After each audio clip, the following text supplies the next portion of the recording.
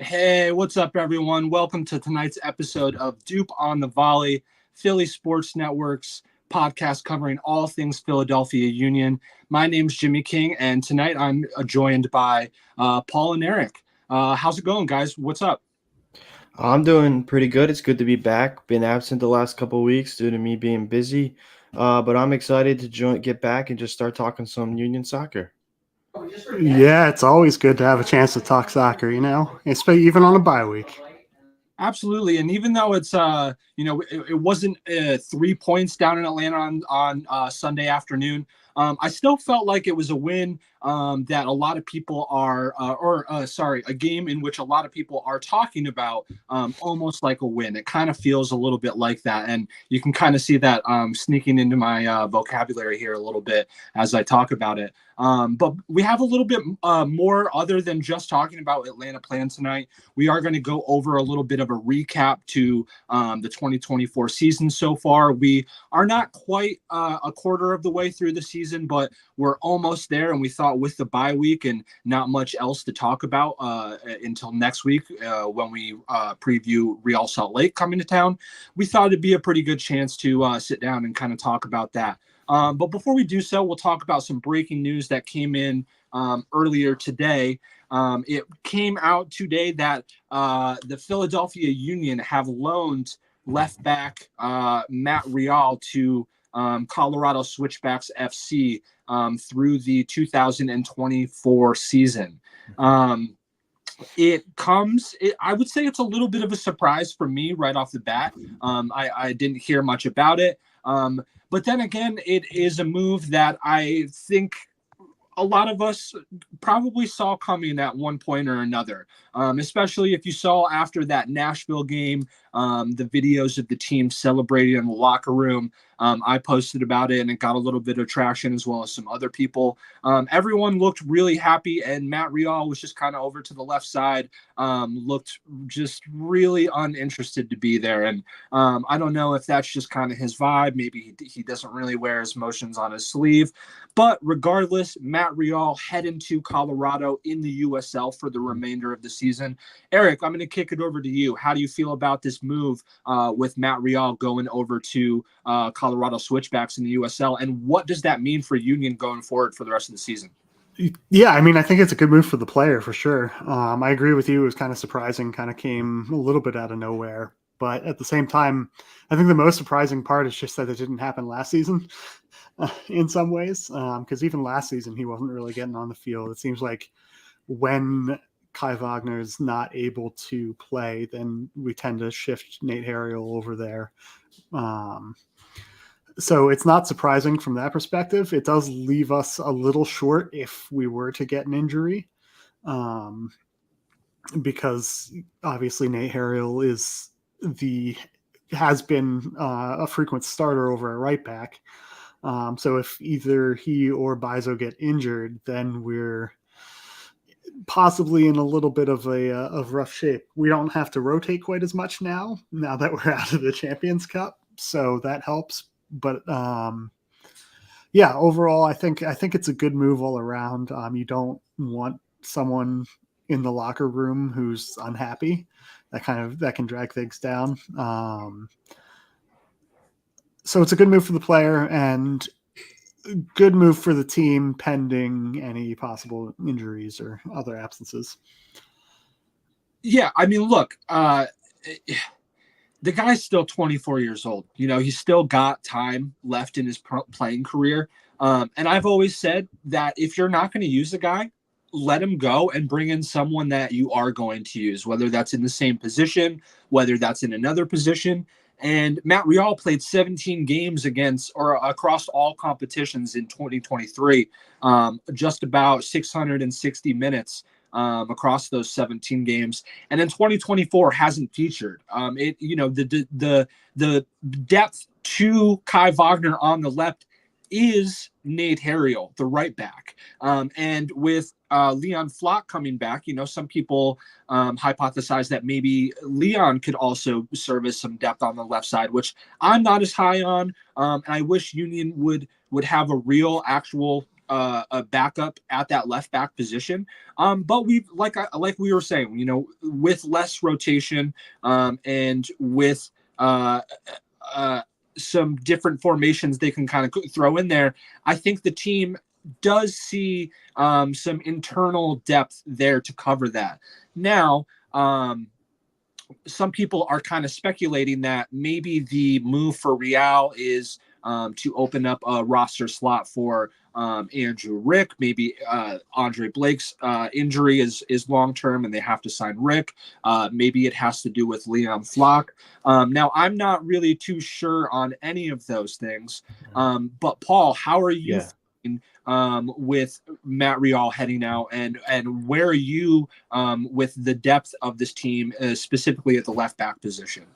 Like Eric said, I really think it's a good move for the player. I mean, like you said, he's 24 years old. He hasn't featured at all. He obviously has a talent. He's in professional soccer, so why not get him to a club that maybe could develop him some more? And maybe he might grow more, and then you might get a talented possible backup for next season. But regarding the depth of the club, I'm honestly a little concerned. I know they use Harriel over there, but if Harriel ends up having to be a starter at right back, then your right back gets weakened. And as a Man United fan, we don't have any left backs, and we use two right backs on with Delo and Wan-Bissaka, and as we all know, it's not really going that well. So I guess a little PTSD from England, but Jim Curtin might be a little bit of a better manager than Ten Hag. So I guess it's a little concerning about the depth, like I mentioned, but overall it's a good move for the player. Yeah, absolutely. Just real quick, do you guys think that is something that Union will address this season? Is that backup left back option, or do you think that'll kind of be something that Ernst will address in the offseason? Or I'm sorry, this summer. Do you think they'll address it this summer or in the offseason? Honestly, maybe this summer, but I think regarding you have some talented academy kids, maybe you might see come up. So yeah, maybe go that route as well, because I know the Union do love that. Yeah, you could see them pulling something like they have been doing with Andrew Rick. Is like if they are in an emergency situation, they could call up somebody. Yeah, and Frankie Westfield down in Yes. has been playing really well at that left back position, and we've seen, or at least we've heard, Jim Curtin talk about the willingness to kind of integrate those players into some playing time this season. So who knows? Maybe that is the more natural fit, is Union developing their academy players as they've always talked about, and maybe trying to get a new academy player into the system, and maybe this one just hasn't worked out. Get him somewhere that he can get some playing time and maybe restart his career, and Union can start kickstarting one of their newer, younger guys' career. But regardless, we wish Matt Rial well. We wish him good luck. As far as we know, he will be back in Philadelphia after this season. Now, I don't know if that will stay. I think he might head elsewhere afterwards, but yeah, we'll have to see what happens with that. Any last remarks on the Matt Rial situation before we move on to Atlanta, guys? Cool. Right on.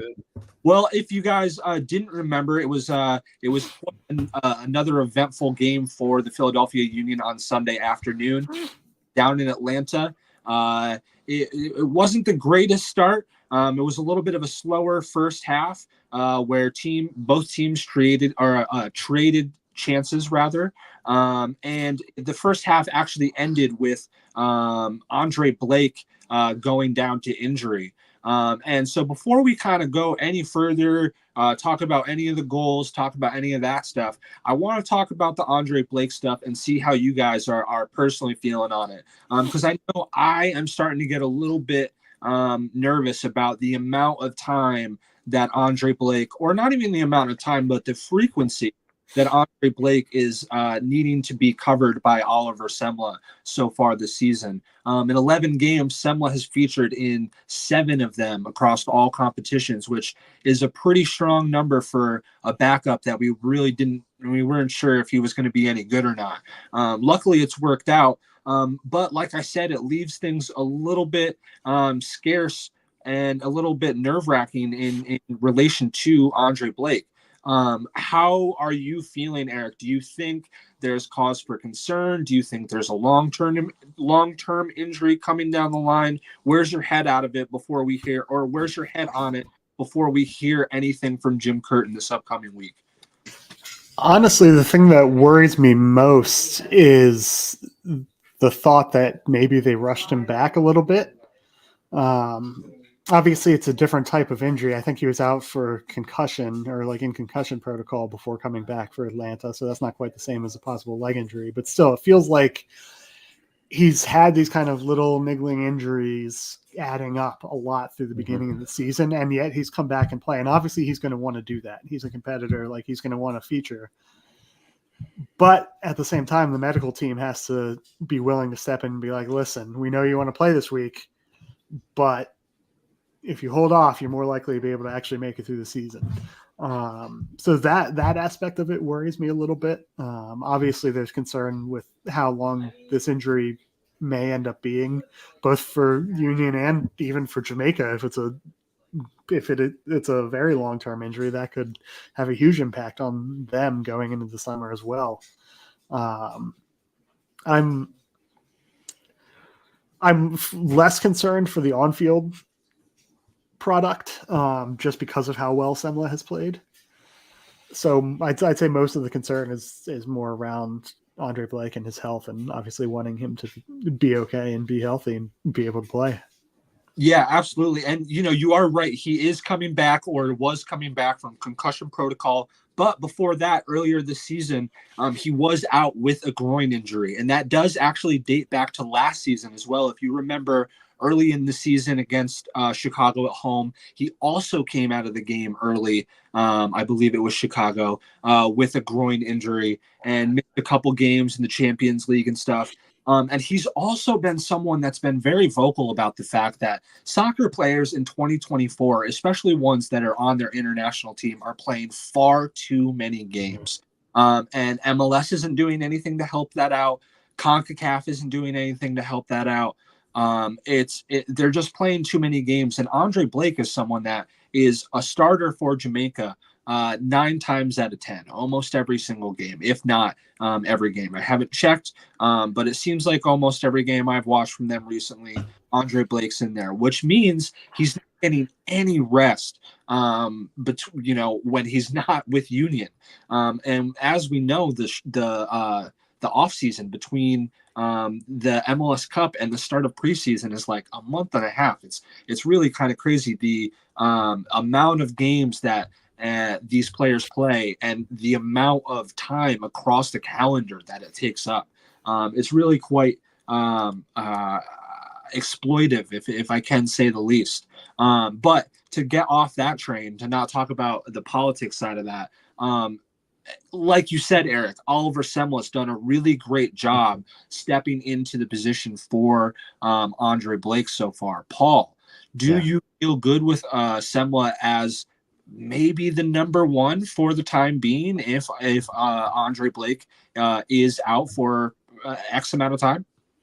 Yes, I do. He's shown that he's able to play well with this team. He started off a little rough allowing those couple goals, but that's going to happen when you're basically thrown into a brand new team and you really don't know how the flow of play works. But as he's played more and more with this club, you've seen them grow together. You've seen them grow more chemistry, and he's shown the talent that he has, and that he is a capable number one in the MLS. Yeah, absolutely. It's not even that he's just been good for like a backup. He's been good for an MLS keeper. Mhm. He is just stopping shots. He's demanding his box. And at times I feel like he could be a little bit more alert and a little bit more quicker to come out to things and grab some balls a little bit quicker. But he's made very big timely saves, and he made a really it wasn't the hardest save, but at the end of the night, and we'll get to that later, against Atlanta, Thiago Almada had a pretty tough shot at the end of the night, and it wasn't the quality of the save that impressed me, but the lack of rebound that he allowed in a moment like that really impressed me. But so let's talk about that Atlanta game just a little bit here. Union came back with their diamond formation. We saw a little bit of a change. We started with the 5-3-2 in Nashville the game before, so back to the diamond. And we saw a little bit of a couple different names on the team sheet as well. Ali Bedoya got this start on the right side for the first time since starting in Portland. And then Damian Lowe came into that other center back position next to Jacob Lesnes. And then obviously we had Andre Blake started in net but had to come out in the second half.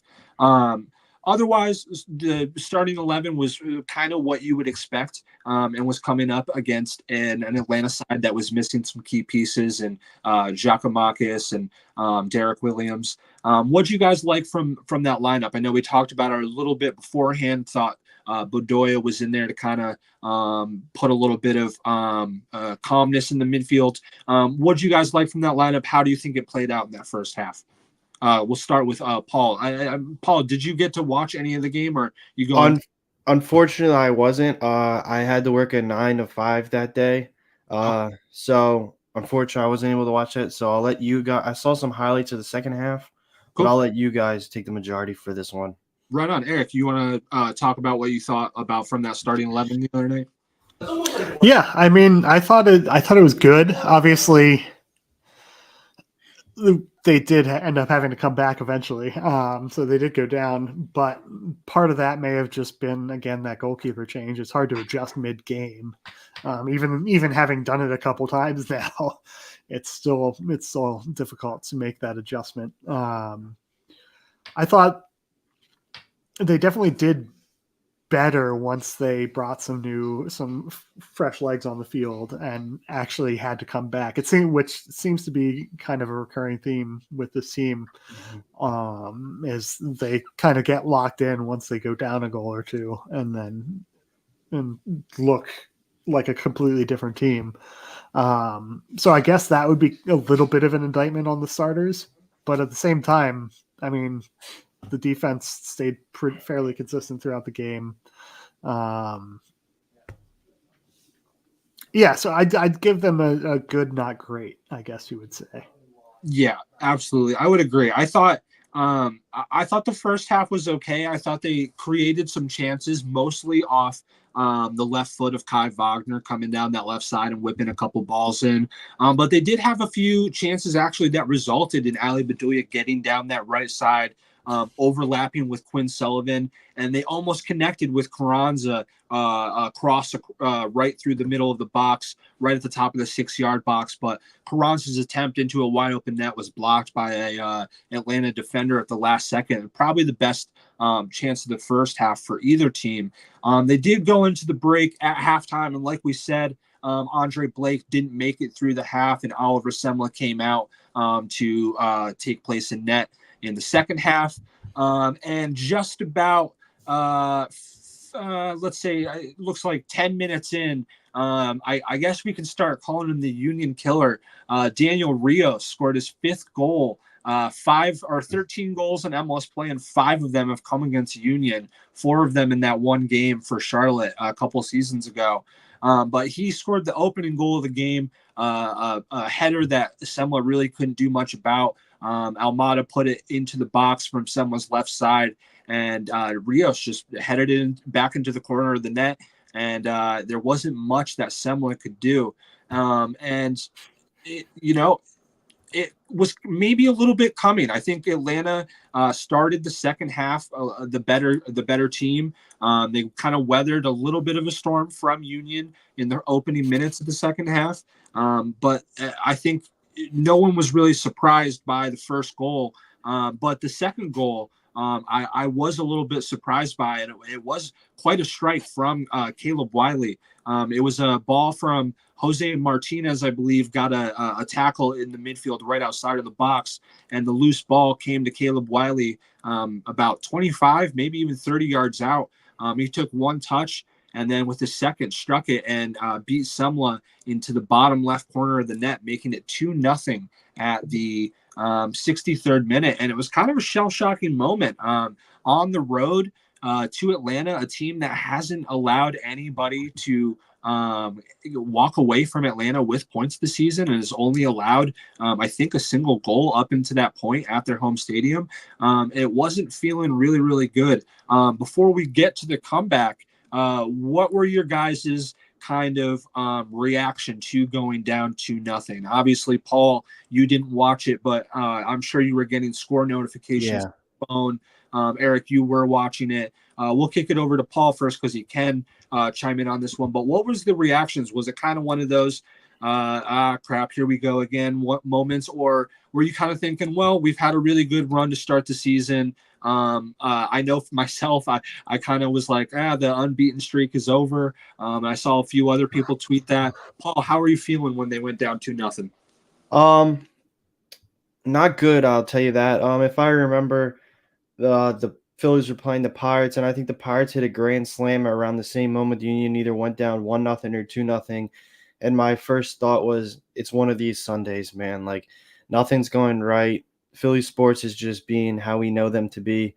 I basically assumed that the match was over. I'll be honest, I was kind of score watching on my phone when I was at work, and then they went down 2-0, and I was like, phone's going back in the pocket. We're going to do what we need to do, and we'll see what happens. And then obviously, something happened. Yeah, absolutely. And even before Union got on the board, I mean, Almada seemed to have found that extra gear that people have kind of been saying they've been missing from him this season. He looked really, really strong. And for a couple times, I thought Atlanta maybe we're going to find a third and really put Union to bed. And it was going to be one of those, Pachuca moments again. But Union really, they once again dug deep, and it came after some substitutions from Jim Curtin in the 65th minute. He brought on Mika Uwa for Jose Martinez. He dropped Ale Bedoya from the right side of the diamond down to the bottom, and then put Quinn Sullivan to the right side of the diamond, and then Uwa up to the top. And in the 73rd minute, Union were kind of gifted the opening goal. Atlanta had the ball against the sideline closest to the benches, which was, I guess, if you're thinking about the broadcasting view of it, it's closest to where the sideline closest to you when you're watching on TV. And Atlanta turned for a back pass to their keeper or to their back line, and it just completely negated everyone and sent Mikael Uwa in behind alone on the opposite side of the field. And he maybe scored the best looking goal that he's had in a Union shirt this so far. It was one of those finishes that I feel like a lot of people have been waiting for him to score. He's had the chances to score them, and either rings the outside of the net or puts it off the keeper's face or something like that. But this time he buries it, and it was a really good finish from Uwa. Not 5 minutes later than that, Union draw or get the equalizer off a kind of a funny goal, a Nate Harriel throw-in, which ended up being a little bit controversial, which we'll talk about. A Nate Harriel throw-in, Atlanta gets the first head on the ball and head it out towards the top of the box, and Kai Wagner with his right foot takes one touch and just redirects it, loops it right over all the defenders and the goalie and into the left corner of the net to draw the game level. And Union were on the front foot after that. They were looking to get a winner, and Uwa thought he had that winner just 2 minutes after that equalizer. Union coming on a counterattack down the right-hand side, couple passes into the middle of the box, and Uwa one touches it past Brad Guzan for what would have been the game winner, but it was called offsides, another kind of controversial call. So first, there's a lot of talk about there. Before we get to the comeback and get our thoughts on that, let's talk about that Uwa finish and what you guys saw from Uwa off the bench. You know, he didn't start in this game. We don't know if that was a fitness or a form thing, but he didn't start. Comes off the bench, gets a huge opportunity with being handed a ball on a silver platter, and takes his opportunity. And not only that, but tapped in what would have been the eventual winner if it wasn't offsides as well. Paul, if you saw the highlights from it and even didn't, what kind of confidence are you seeing in Uwa right now? And are you seeing does he look like he's playing with a little bit more pizzazz than he has in the past? What are you seeing from him right now? This is the confidence that you want your strikers to have. But when they shoot the ball, they'll put it in the back of the net. And if it's something that they don't have, it's going to be a rough time for them. So I'm glad that Ura is showing this. I always thought since he signed that he was going to be the guy for the Union. Like he was going to be the striker that we've been waiting for a while. And he just hasn't lived up to that expectation, as we all know. But I'm going to do a little bit of a bold take. I think that goal is going to be the start of what we thought Ura would be. And I mean, even we saw he had that offside goal, which I think that would have been an even bigger boost to the confidence. But he's getting up there, and it's exactly what Union fans have been wanting to see for a while now. Yeah, and he said after the game, you know, strikers live by scoring goals. That's what strikers do, and he knows that he needs to score goals in order to make this team and this fan base feel like he's contributing and making his price tag worth it. And he's starting to contribute. You know, he's getting those opportunities, and he's scoring and he's taking them. Eric, how are you feeling about Uwa right now? Do you feel like there's another level for him that's really close, right in the distance, that we can almost kind of taste? Do you see that too? Yeah, I mean, there's been so many times when he's been getting in those kind of positions. He's using his speed and his positioning really well and just hasn't finished. So kind of seeing him put it all together, even just for the one play, and arguably two plays, depending on whether or not you think the second one was offsides, it's encouraging. And I think also in a weird way, Carranza's success may help him as well, because he's not. He doesn't have to be the guy, and that takes some pressure off. So with Carranza, and that, of course, that may change later on in the season, depending on what happens with Carranza, but it gives him kind of a little bit of a runway to kind of get himself up the speed. The other thing that I really liked was the fact that it was coming off the bench, because in some ways that makes that kind of finish harder. You're not necessarily. It was pretty soon after he came off the bench, so he's not necessarily fully into the match yet. Yep. And he knows that too. So hopefully this all, like you were saying, just kind of goes towards building up that confidence. I'm cautiously optimistic. Yeah, absolutely. And the goal for Uwa now puts him at 3 goals and an assist on the season, meaning that all 3 of Julian Carranza, Daniel Gazdag, and Mikkel Uwa have 4 goal contributions to start the season, which we know how dare I say prolific that front 3 is going to be when it all said and done. A couple of the multiple duos of those 3 are amongst the top 2 for goal contributions in the same game in MLS history. So we really are watching. We are lucky to watch one of the best attack trios of all time of MLS history. And at the same time, we're still consistently asking for Mikkel Uwa to do more. And I think there is and I think there is another level really close in the distance that he can reach. And so it was really good to see him get that goal, a really goal scorer's goal. And it was just one that fills you as a fan, as someone who covers the team, whatever you want to say, with confidence. So hopefully he can take that forward as well. To go to the Kai Wagner goal. So I think most Union fans are going to be on the same page here. And when I say that, I think we are pretty realistic, and if things should not have stood, I think we are usually the first to say, yeah, that sucks. That's kind of how it's played, but you're right, that was messed up.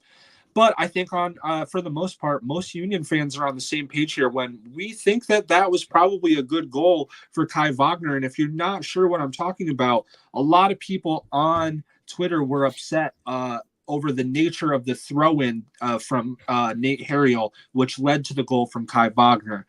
There was a lot of screenshots being thrown around, a lot of really blurry pictures of Nate Harriel's heel being on or not on the line. Not that I think you guys are going to think it wasn't a good. I want to get your take on. Do you think it was even worth having that conversation and getting so worked up over, or do you think that's kind of just a little bit of some saltiness from Atlanta fans there? Atlanta fans being salty? Never. Now, I brought that up because I saw a lot of people talk about not necessarily saying that there's like a rivalry between Philadelphia and Atlanta, but I think with the nature of kind of how Atlanta and Philly are battling in MLB over the last couple of years for the top spot in their division, and Atlanta have won an MLS Cup over the last couple of years and haven't done quite as well since, while Union are trying to take over that reign where they were. I think there is kind of some disdain for each other, not necessarily, but I don't think these two teams really like each other, and I don't think their fans do either. Like, Union fans typically don't really get along with the other team's fans on Twitter leading up or after the game. But I saw a lot of people going after it on Twitter this week, and it was great enjoyment. It was great entertainment. But I was a little bit surprised to see how dead set Atlanta fans were on that being an illegal throw, which I don't have the screenshot here. Go ahead and. But I believe Nate Harriel's heel was on the line, and so I believe by the letter of the law that would be a good throw. Anything to add on that, guys? It was interesting because I guess I hadn't been sure of before that happened. I hadn't been sure of what the throw-in rule was, so it was kind of nice to have that clarified. It's true. Yeah, because my friend, as soon as it happened, my friend said, "Oh, that was lucky. I thought his foot was over the line when he threw that." Yeah, I said the same thing actually. Yeah, it's funny that you say that. But yeah, it's interesting because I feel like in growing up playing soccer and youth soccer and stuff, they always tell you to keep both feet behind the line. Right. Yeah. It is interesting. Nonetheless, the goal stands. It wasn't the only controversial thing from the refereeing crew and John Freeman on Sunday afternoon. Obviously, we had that overturned third goal from Mikael Ua, but not only that, the game kind of ended on a little bit of controversy as well. Paul, you were not watching, but Union, as it was barely seconds after the allotted stoppage time, Union are on the break. Quinn Sullivan sprints up the right flank and into the corner and cuts the ball back, I believe, to Daniel Gazdag at the top of the 18. And John Freeman blows his whistle 3 times, full time, 2-2 draw, and Union are incensed, absolutely outraged, and they should have been. They were in a goal scoring opportunity, and they had numbers on Atlanta. Daniel Gazdag has wide open space with a number of different decisions in front of him: shoot, dribble, pass. He passed to a number of people. It was a really outrageous decision from John Freeman. And after the game, Jim Curtin opened up. He did get a yellow as Union also got their first mass confrontation penalty of the season for that incident. But Jim Curtin opened up and said it was a bad call. But John Freeman, the referee, thought that Quinn Sullivan was running to the corner flag in order to run out the game and essentially get the draw, which I guess I can kind of understand if you're the referee. The team on the road ties it up after being down 2-0. You know, maybe you're just looking for the draw. But I personally think that says a lot about the team that we are right now. We're on the road against a team that hasn't given up any points at home. We just came back from 2-0, and we're looking for the go-ahead goal in the dying minutes of the game, which we just did in Nashville the week before. So I want to get your guys' take on that. Paul, obviously you didn't get to watch it, but with that context that I just threw in there about how that kind of speaks to the mentality of Union right now, what's your take on that? We've talked about this, I feel, every week we've done the pod, but they just don't stop fighting. This team will go to the final whistle blows every single game. And I think that's part of the culture that Jim Curtin's built in here as manager. And that's a main reason that we've been so successful. You see some of these teams, you know, they don't go till the final whistle. They'll be up 2-0 or 3-0, and, you know, they just lay down. They just, you know, try to kill time. But the Union, they would just keep trying to attack and attack and attack, even if they're up 3-4-0. And it's just basically that's all I really can think. They just keep fighting till the whistle, and it's something that I love about them. Yeah, and you know, through 7 games of the MLS season now, 5 of them Union have had to come back in order to get. They really are. I mean, resiliency is the word to describe this team so far this season. Eric, once again, they fight back. They're able to show their grit and their willingness to never say die. But when are we going to see a 90-minute performance from this team? Is there any sort of concern there, or do you give them a little bit of a leeway because they're on the road? I'm torn. Part of me wants to say give them a little bit of leeway because they were on the road, but it's been a consistent problem home or away. Although I guess the game against Minnesota would be the one exception. That was probably the closest we came to a complete game, and that was at home. I would still give them leeway, I think, for this game, and like we've mentioned a couple times now, Atlanta hadn't dropped points yet at home this season, so I think any kind of result there is a good result. We'll see going forward. I think we need to see, if not a complete 90-minute game, as close to it as possible against Real Salt Lake. And please, for the love of God, score first and don't go down. Just make it a nice win. A nice win with no stress would be nice. Yeah. I think for me, the biggest thing, you know, we have talked about the comebacks, the resiliency. I don't think we need to talk about it too much anymore tonight. But the one thing that I'm really loving and that really makes me feel good, fans come out to this team. They spend all their time, all their money on the team, and we know the grievances that the fans have with the front office and not spending and not giving back to the fans. And those are all justified. And I'm right there with you, standing next to you and shouting with you. The one thing that makes me really glad to be a Union fan or a Union media member, whatever you want to call it, is to see these players fight and going for the game-winning goal on the last kick of the game on the road. It makes me proud to know that they're going to go and play to the final whistle, because after Pachuca, we didn't know if this team was going to do that. And that was a lot of people's issues, is that it wasn't that we lost. It wasn't that we got kicked out of another major competition.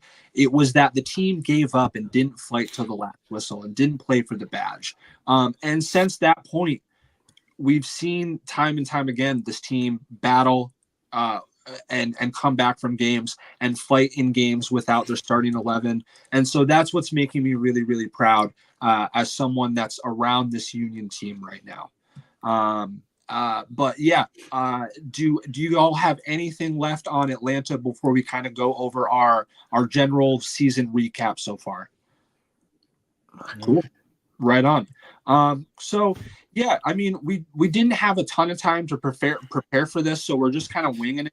I thought we would kind of just go over a little bit of stats over kind of how the season has started so far, and in comparison to how we started last year, and then we can go over our predictions, our where our table predictions are from what we gave before the season and where they are after the first 7 games. So just kind of looking at things through 7 games, obviously we've got those 3 wins, 3 draws, and no losses for 13 points.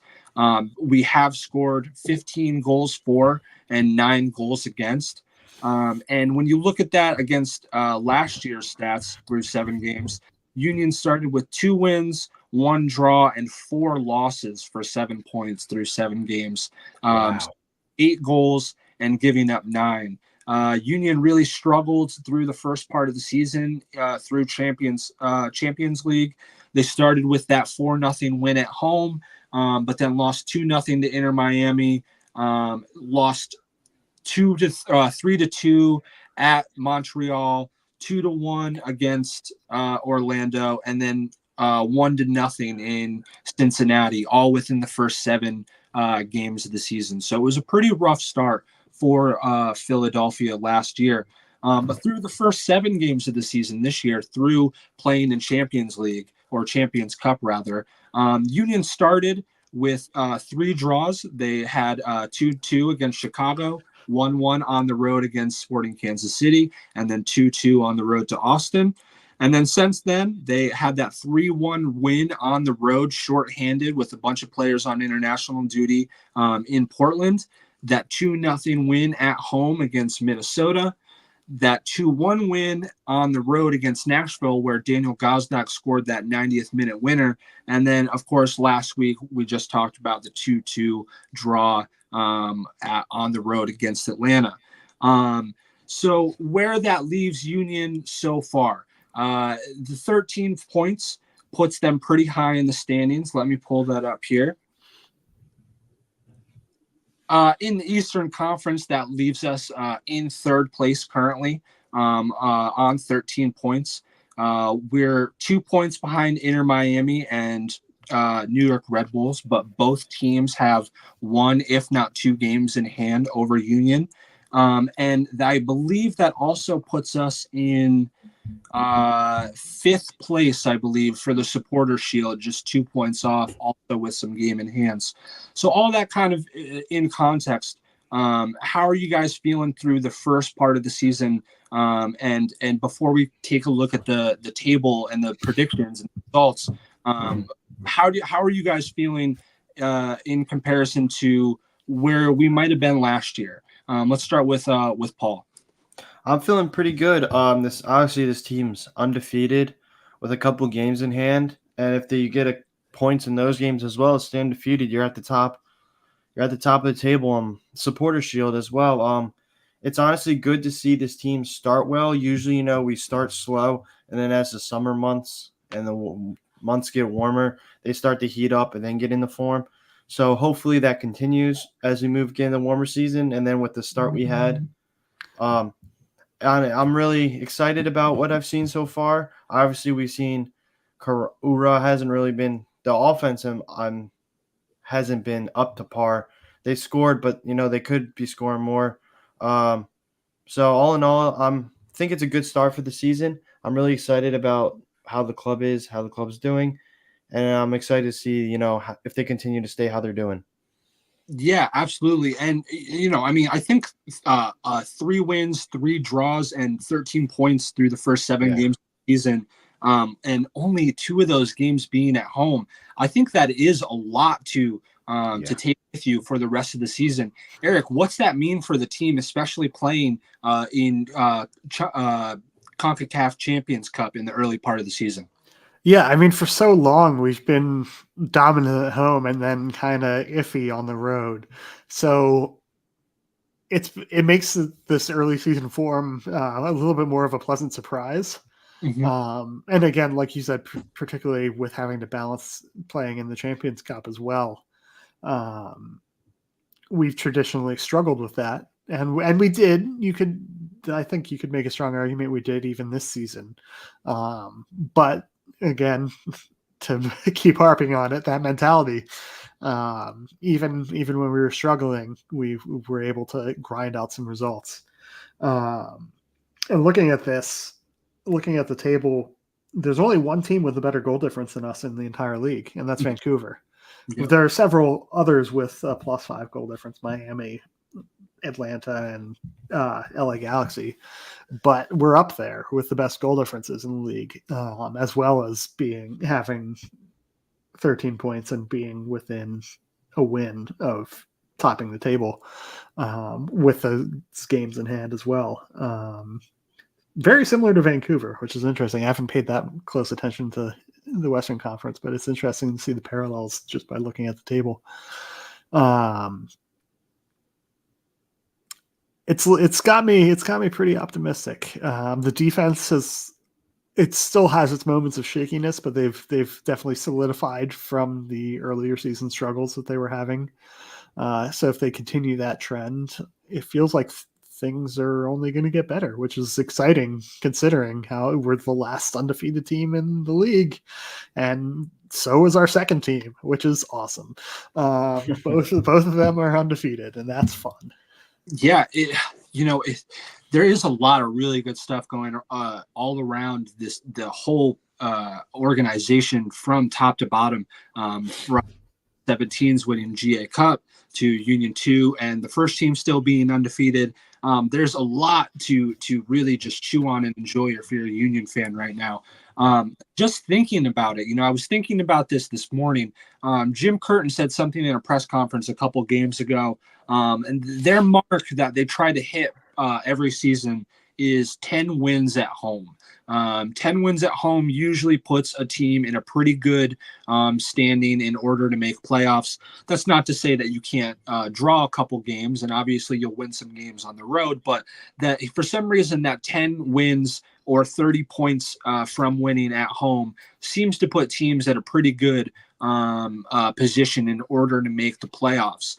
Now, if you already look through first 7 games of the season, Union already have 9 points on the road, which is a third of that mark that Jim tries to reach at home, which is giving the team a little bit of buffer, and maybe not even some buffer. And I don't really want to talk about it too early. I do think it is too early to start talking about it seriously, but winning those types of games that we saw in Nashville and coming back and getting 2-2 draws in Atlanta early in the season and getting points on the road before you've even really played games at home, those are the types of results that build towards a supporter shield campaign.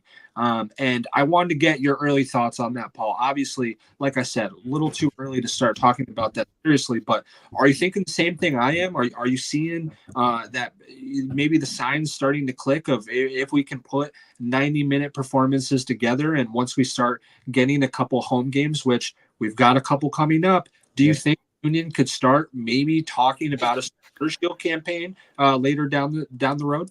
Yeah, I do completely agree with you on in soccer, you want to win at home and you want to draw on the road.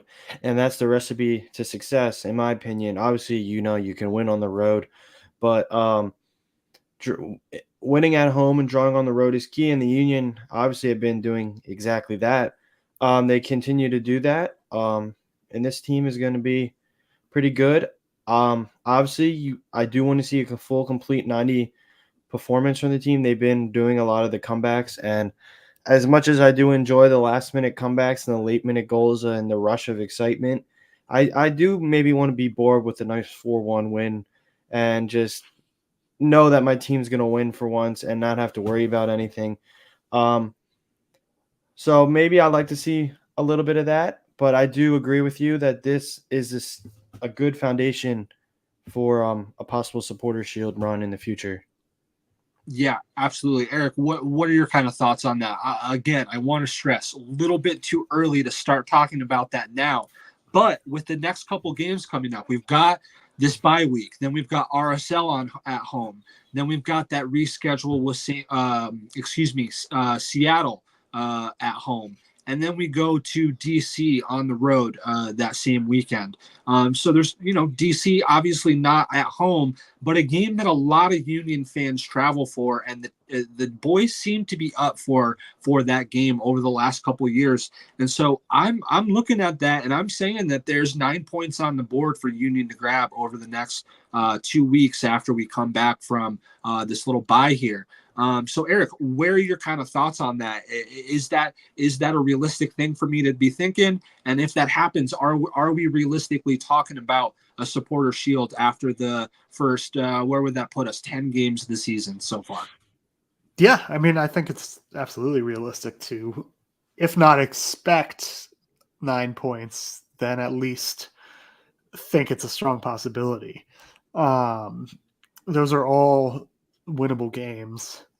They're all going to be tough, obviously. It's going to be tough to win them all. But I think with the way this team has played, they certainly have the ability to do that.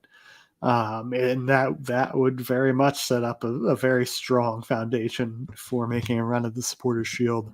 Mm-hmm. I still think it's going to end up being the Western Conference that wins that, just because I think that conference as a whole is a bit lighter. I think it's going to be hard for any team in the East to do it. But you never know. Unexpected things happen all the time. So, like, as long as the team keeps performing and keeps refusing to go down, anything is possible. Yeah, and to me, that's why the results against Nashville and Atlanta were so big for me. Mm-hmm. Not only are they positive results on the road, but they're coming against teams that one would think are Eastern Conference playoff teams. Hopefully, those teams would consider themselves that at the end of the season. So, with how tight the East is, any Eastern Conference opponent right now is a really important one to get points on if you can. And if we look at let's see, I'm pulling up the standings here. I think I talked about this the other day. But yeah, if you look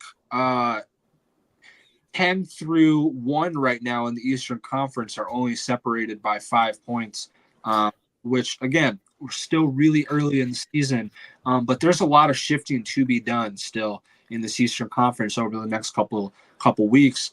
And if you look at some of the favorites that people thought coming into the season, FC Cincinnati, they're two losses on the trot and winless in 3. Columbus, they're winless in 4. They have 3 draws in a row. Red Bulls, they're probably the other team that are surprising everyone with Union up there, though I don't know if anyone are necessarily surprised by Union, but I think maybe people were starting to get a little bit the pizzazz maybe was going away, and maybe people thought that Union were going to drop off a little bit this year, which if you look at our predictions, which we will get to, I think a lot of us did think that. But like I said, there is some room and some opportunity to keep building in the Eastern Conference. And hopefully we can talk about a supporter shield race over the next month or so. But I think we should move on. We're coming up at about 55 minutes for the pod here, so we'll try to wrap this up over the next 10, 15 or so. I guess we wanted to kind of end it with looking at our predictions of how the season would start on a game-by-game basis and where they actually have gone over the first 7 games. So if you look at it, everybody but me predicted 11 points through the first 7 games if you're not counting the Seattle game. If I'm counting that up correctly, if anyone's looking and notices it's off, correct me. But I've got Tim predicted 11 points through the first 7. Paul predicted 11 points. And Eric, you also predicted 11 points. I predicted 9 points through the first 7. I think where the difference came is that everybody thought we would win in Austin, and I thought we would draw in Austin. I think Okay. where the difference in our predictions came. So if we just look at it real quick, the big one that we all got wrong, I think we all got one, or we all got two things wrong. The two that we got wrong is all four of us thought we were going to win against Chicago at home on the opening night of the season, which, if you remember, it was that come from behind 2-2 draw. And then the other one that we all got wrong, can you guess? Can anyone guess? Portland. Yes, I'm Portland. cheating. I'm looking at the thing. Me too. But it was that Portland game where we all knew that international duty was going to come up for that, and we knew that was going to be a hard one. And yeah, that was kind of the one that we all got stumped on in a good way. So looking at that, yeah, through 7 games, 13 points in reality.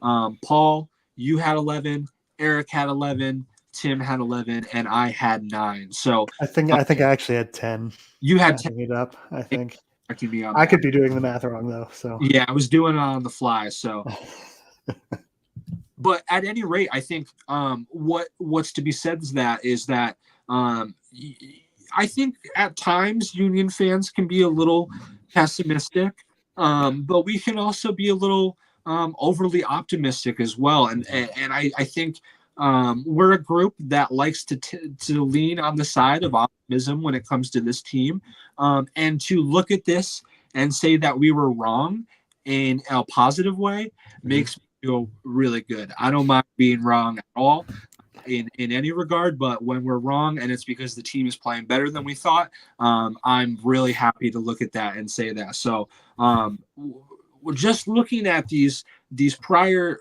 results and where we kind of thought the team would be. Where your guys head at as far as the rest of the season? If we look, or let's not even look at the rest of the season so far.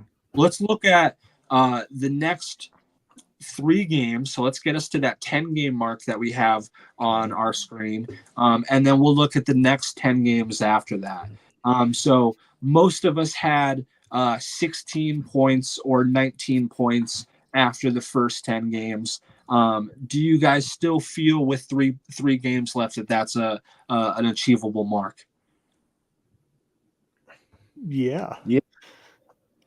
I do, I'm looking at. So it looks like I predicted wins in all 3. Yeah, and obviously it's a little bit different from what we have there because we're moving St. Louis down to the bottom 3 fixtures. But as I said, St. Louis, or I keep saying St. Louis, Seattle, Real Salt Lake, and DC all within a week and a half time frame, I believe. And 2 at home and 1 on the road. Those seem like really, really good chances for Union to sneak 3 points out of all of those games. I'm actually looking at it. I'm the only one who predicted a draw for Real Salt Lake. How do you talk about that? What do you feel differently about that? Looking at where Real Salt Lake is now and where Union are now, Real Salt Lake, they've started okay. They have 3 wins, 3 draws, and 2 losses on the season. Yeah. For 12 points, and they're in 4th place in the Western Conference. I do. I feel a little more confident. As you just said, they're in 4th place in the West, but as we all know, the West is a little easier. I think my reasoning behind that was, I'm really scared of Chicho.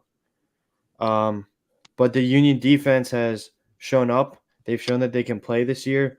And if I had to switch it, I would switch it to 3 points because you know how the Union play at home, and they're coming home off of a good draw in Atlanta. I know they'll have the week off, so I don't know if that will have any effect in play. Especially, let me see. I'm pretty sure Salt Lake do play against Chicago, so maybe the Union will be more fresh, but they might be a little. I wouldn't say out of it, but I think you get what I'm trying to say. If I could switch it though, I would switch it to 3 points. Eric, what about you? You think you're sticking with 3 points against Real Salt Lake coming up? Yeah, I think so. I think that should be the expectation for this team. If being the last undefeated team in the league, you got to expect to win at home, kind of no matter who you're facing, really. Um, hopefully that extra rest, like Paul was saying, will prove to be a benefit, and they won't come out too rusty. And it'll give Andre Blake more time to heal. So that's always a positive thing too. So yeah, I'm definitely sticking with that 3 points. Yeah, and it's really it's funny because at the same I don't forget that the Union are the only undefeated team in MLS, but at the same time, I keep having to be reminded that that is the reality, and I think it really does have to do a little bit with the fact that they started with a couple of draws, and when it was 3 draws and a win, it didn't really feel like something to really boast about. But then stringing a few wins together and now having a few road performances in there as well. And being the only undefeated team and not just one of 5 or 3 left in the league, it is something to talk about. And I think, we are pretty high on the team getting results over the next 3 games, like we've talked about. But if you look at things further than that, too, like we said, we've got Real Salt Lake, then we've got Seattle, and then we've got DC on the road. The following 3 games after that are Orlando at home, New York City at home, and New England on the road, which I like Union's chances in a lot of those games too. I think Union can beat anybody at home. Orlando hasn't been great this season. New York has been kind of finding their footing over the last couple of weeks, but still not to what they were a couple seasons ago. And New England's just been absolutely horrid this season, home or away. So it looks like there's a lot of happy days coming for Union, but at the same time, we know when we start expecting and when we start being put as the favorites to win things, we know things can kind of start going sideways sometimes. So I think for the time being, I'm happy just taking it one game at a time, and I don't necessarily need all the MLS pundits and everyone to keep moving them up the power rankings and talking about them week after week. Paul? What's your take on that? Do you think that this team kind of prefers and plays better when they're not really the talk of the week and the team that has all the spotlight on them? I do. I think they enjoy, I guess, when they're not the team, they sort of get that underdog vibe, which seems to be a Philly thing. I just used 2 Eagles terms and underdog, and it's a Philly thing. But I do think it gives them motivation to, it's like, we're going to prove that we are that team. We're going to prove that you guys are forgetting about us and who we can be. And it just gives them motivation to go out and ball. Yeah, absolutely. Eric, where are you feeling about that right now? Hungry dogs run faster. I do think we are capable of playing even when there's expectations. We look at our run to the MLS Cup final. We, for a lot of that season, towards the end, we were still being labeled as favorites, and we were still performing. Because by that point, I mean, we demolished DC a couple times. We were the class of the league. We should have won Supporters Shield if MLS used normal tie-breaking rules. I'm not still mad. But yeah, so I think they are capable, and it will be interesting to see, because the longer this goes on, the more we will be being bumped up those power rankings and everything. And I want this team to be able to handle it either way. I want them to be able to play well as the underdog or play well as the favorite. Yeah. Because I wouldn't be opposed to watching this team go out and just start smashing other teams and be the talk of the town. That would be kind of fun. And it's not all that often that we get to see that kind of thing. So we'll see. It does feel it feels good to be optimistic. It does. I think in general there is a lot of optimism running on this team right now. not just one of the Posidelphia things where we try to find the optimism and the light and everything. I feel like people genuinely are starting to turn a positive eye towards this team.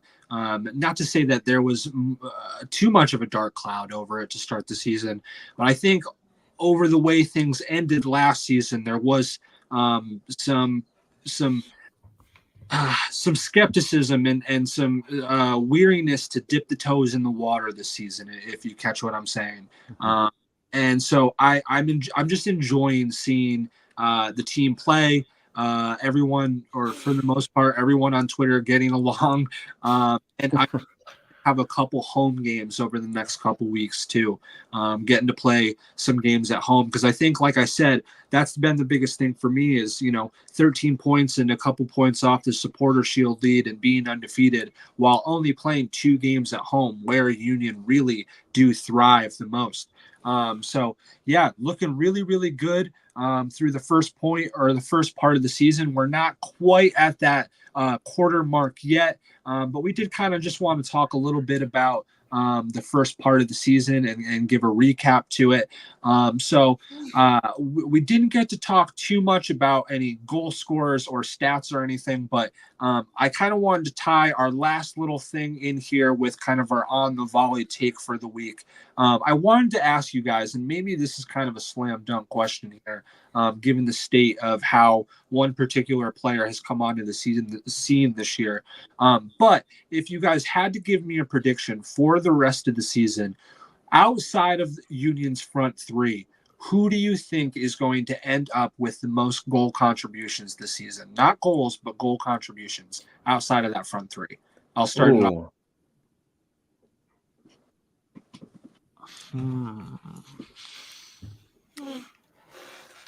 I mean, it's Quinn Sullivan feels like the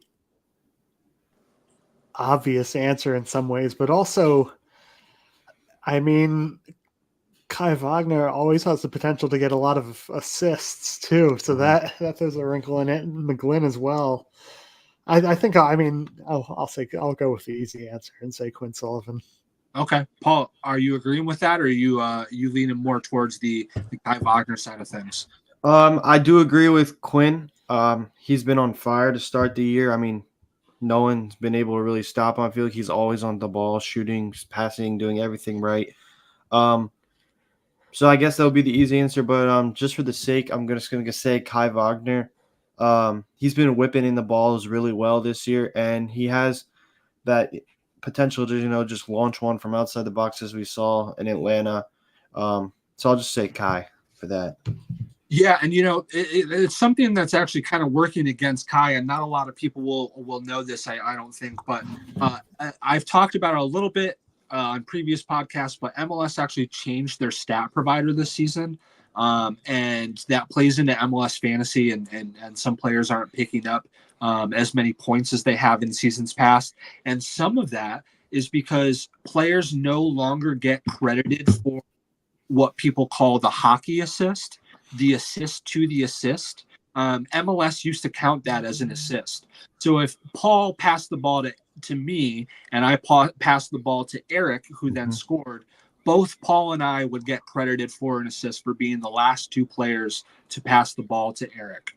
That no longer counts for Paul as an assist starting in the 2024 season, which, as you can imagine, Kai Wagner being a left back, playing the ball into the middle, which oftentimes is then one touch on, is losing quite a few assists to his tally. And it is really interesting because I had this conversation with a bunch of people when there was rumors of Kai going to Europe. I had a couple people reach out to me and say, does this guy really get that many assists? Because I'm watching his highlights and surely he does have a lot of assists, but I'm not seeing nearly as many as what I'm seeing on his stat line. And I had to point out, well, MLS does this really crazy thing that no one where we count the second pass as an assist. So in terms of fantasy, it's really kind of screwed me. But I'm glad that MLS